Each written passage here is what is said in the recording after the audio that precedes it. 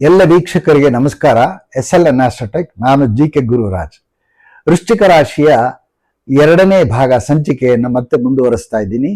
ಈ ರಾಶಿಯವರಿಗೆ ಯಾಕೆ ಮಾನಸಿಕವಾದಂಥ ಖಿನ್ನತೆಯನ್ನು ಹೊಂದುತ್ತಾರೆ, ಯಾಕೆ ಇವರು ಬೇಗ ಇನ್ನೊಬ್ಬರ ಮನಸ್ಸಿಗೆ ತಾವು ಬೇಗ ಸ್ಪಂದಿಸ್ತಾರೆ, ಬಹಳ ಯಾವುದೋ ಮಾತಿಗೆ ಅಥವಾ ಯಾವುದೋ ಒಂದು ವಿಚಾರಕ್ಕೆ ನನ್ನನ್ನ ಇವರು ತುಂಬಾ ಮೇಲಕ್ಕೆ ಕೂಡಿಸ್ತಾ ಇದ್ದಾನಂತ ಕಾಲ್ಪನಿಕ ಲೋಕದಲ್ಲಿ ಯಾಕೆ ಹೋಗ್ತಾರೆ? ನೀಚ ಭಂಗ ಆಗದೇ ಇರುವ ಕಾರಣಕ್ಕೆ. ಈ ನೀಚ ಭಂಗ ಯಾಕೆ ಆಗೋದಿಲ್ಲ ಅಂತಂದ್ರೆ ಹಲವಾರು ಕಾರಣಗಳಿದೆ. ಅದನ್ನ ವಿವರಣೆಯಾಗಿ ಹೇಳ್ತೀನಿ, ಕೊನೆಯವರೆಗೂ ನೋಡಿದ್ರೆ ಅರ್ಥ ಆಗತ್ತೆ. ಲೈಕ್ ಮಾಡಿ, ಸಬ್ಸ್ಕ್ರೈಬ್ ಮಾಡ್ಕೊಳ್ಳಿ, ಶೇರ್ ಮಾಡಿ. ಶೇರ್ ಮಾಡೋದು ಮರಿಬೇಡ್ರಿ. ಕಮೆಂಟ್ ಬಾಕ್ಸ್ ಅಲ್ಲಿ ತಿಳಿಸ್ತಿದ್ದೆ ಹೇಳ್ತಾ ಇದರ ವಿವರಣೆ ನಿಮಗೆ ಕೊಡ್ತೀನಿ. ಮತ್ತೆ ಮುಂದಿನ ಸಂಚಿಕೆ ಆಗಬಹುದು, ಯಾಕಂದ್ರೆ ನಿಮಗೆ ವಿವರಣೆ ಕೊಟ್ಟಾಗ ಇದಕ್ಕೆ ತುಂಬಾ ಚೆನ್ನಾಗಿ ಅರ್ಥ ಆಗತ್ತೆ ಅನ್ನೋದಕ್ಕೆ. ಕೆಲವೊಂದು ನಾವು ಜ್ಯೋತಿಷ್ಯವನ್ನ ಹೇಳಬೇಕಾದ್ರೆ ಯೋಚನೆ ಮಾಡಿನೇ ಜ್ಯೋತಿಷ್ಯವನ್ನು ಮಾತಾಡಬೇಕು. ಸಿಕ್ಕಿದೆ ಅಂತ ಹೇಳಿ ಯಾವುದೋ ರೀತಿಯಲ್ಲಿ ಉದ್ದಕ್ಕೆ ಮಾತಾಡ್ಲಿಕ್ಕೆ ಆಗೋದಿಲ್ಲ. ಸ್ವಲ್ಪ ನಿಧಾನಗತಿಯಲ್ಲೇ ಮಾತಾಡ್ಬೇಕಾಗತ್ತೆ, ಯೋಚನೆ ಮಾಡಿನೇ ಮಾತಾಡಬೇಕಾಗತ್ತೆ. ಆದ್ದರಿಂದ ಮತ್ತೆ ಮತ್ತೆ ಅದೇ ಮಾತುಗಳು ಮತ್ತೊಂದ್ಸಲ ರಿಪೀಟ್ ಆಗಿದ್ರೆ ದಯವಿಟ್ಟು ಬೇಸರ ಮಾಡ್ಕೋಬೇಡಿ. ಯಾಕಂದ್ರೆ ಯೋಚನೆ ಮಾಡುವಾಗ ಮಧ್ಯದಲ್ಲಿ ಕೆಲವು ಮತ್ತೊಂದು ಸಲ ರಿಪೀಟ್ ಆಗಿರುತ್ತೆ. ಹಾಗಾಗಿ ದಯವಿಟ್ಟು ತಪ್ಪು ತಿಳಿಬೇಡಿ. ನಿಮ್ಮ ಜಾತಕ ಮುಂದೆ ಇಟ್ಕೊಳ್ಳಿ.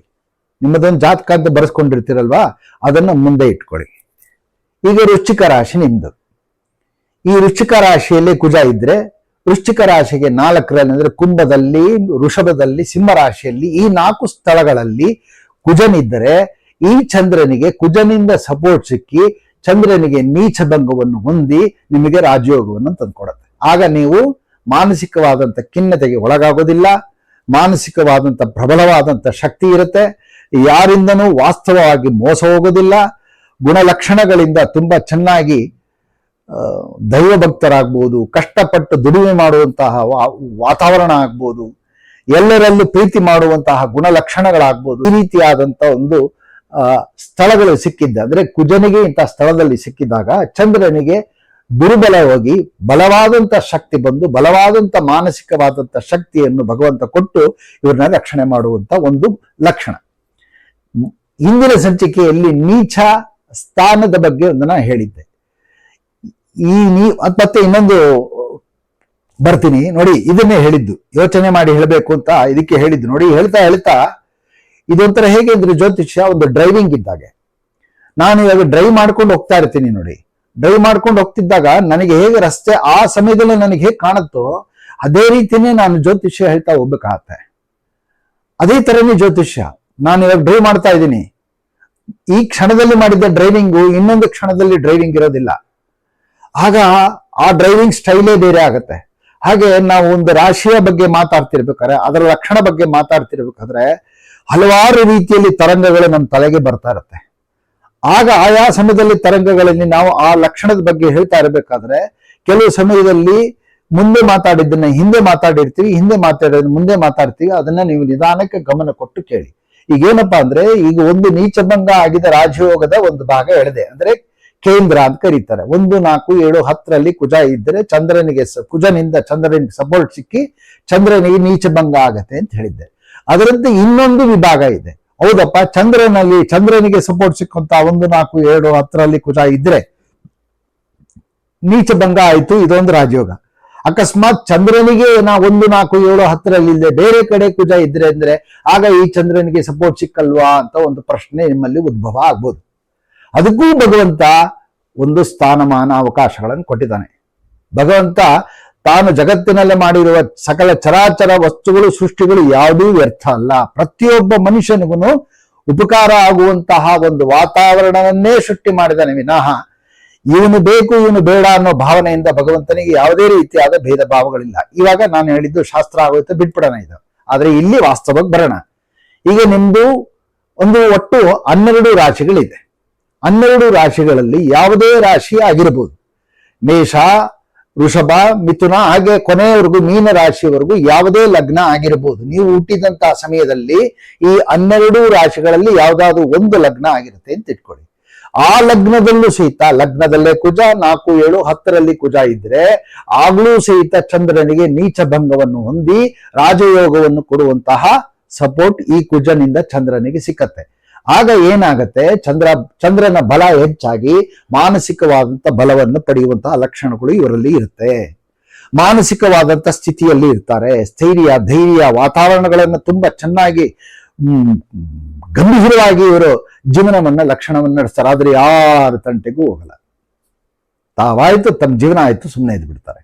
ಮತ್ತೆ ಇದರೊಳಗೆ ಇನ್ನೊಂದು ಒಳನೋಟ ಇದೆ. ಮತ್ತಿಂದು ಅದು ತುಂಬಾ ದೊಡ್ಡ ಸಬ್ಜೆಕ್ಟ್ ಜ್ಯೋತಿಷ್ಯ ಅನ್ನೋದು. ಆದ್ರೆ ವಾಸ್ತವವಾಗಿ ಇಷ್ಟು ಮಾತ್ರ ಹೇಳ್ತಾ ಇದ್ದೀನಿ, ಇಷ್ಟು ತಿಳ್ಕೊಳ್ಳಿ. ಇದು ಬರೀ ಗುಣಲಕ್ಷಣಗಳು ಅಷ್ಟೇ. ಎರಡನೇದು, ಚಂದ್ರನಿಗೆ ನೀಚಭಂಗ ಆಗೇ ಇಲ್ಲ. ಒಂದು ಚಂದ್ರನಿಂದ ಕೇಂದ್ರ, ಲಗ್ನದಿಂದ ಕೇಂದ್ರದಲ್ಲಿ ಇರತಕ್ಕಂತಹ ನೀಚಭಂಗದ ರಾಜಯೋಗವನ್ನು ಹೇಳಿದ್ದೀನಿ.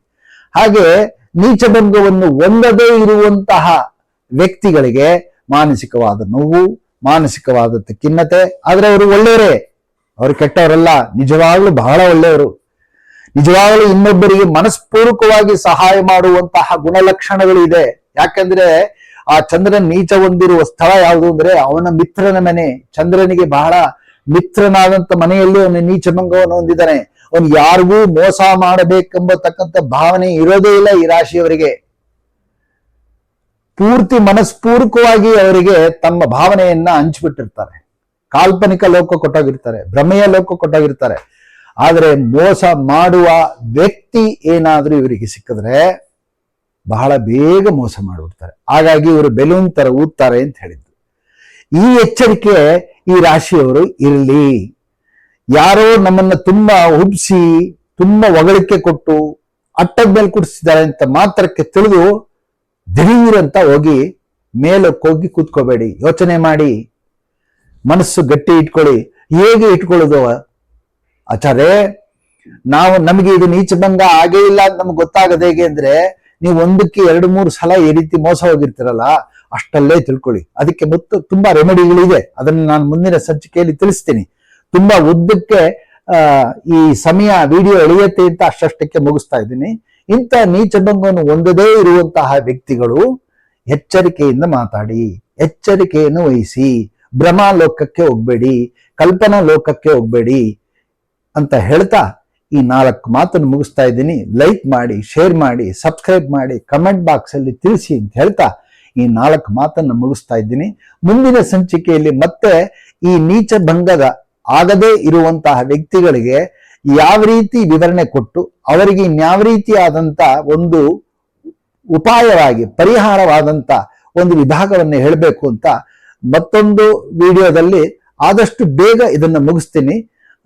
ತುಂಬಾ ಸೂಕ್ಷ್ಮಮತಿಯಲ್ಲಿ ಈ ರಾಶಿಯವರು ಇರೋದ್ರಿಂದ ಸ್ವಲ್ಪನೇ ಕೊಡ್ತಾ ಇದ್ದೀನಿ, ಬೇಸರ ಮಾಡ್ಕೋಬೇಡಿ ಅಂತ ಹೇಳ್ತಾ ಈ 4 ಮಾತನ್ನು ಮುಗಿಸ್ತಾ ಇದ್ದೀನಿ. ಧನ್ಯವಾದಗಳು.